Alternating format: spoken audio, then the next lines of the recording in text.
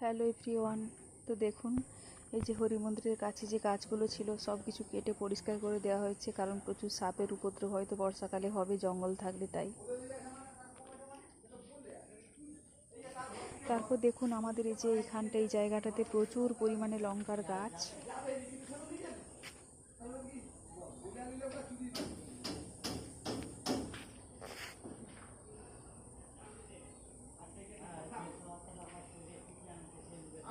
এই লঙ্কার গাছও প্রচুর পরিমাণে ছিল, তো অনেক কিছু কেটে ছেঁটে পরিষ্কার করে দেওয়া হয়েছে জঙ্গলের জন্য।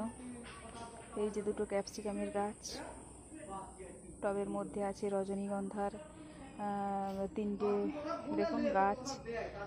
এটা গত বছর ফুল হয়েছিল, কিন্তু এবছর আর হয়নি, তো দেখা যাক কি হয়।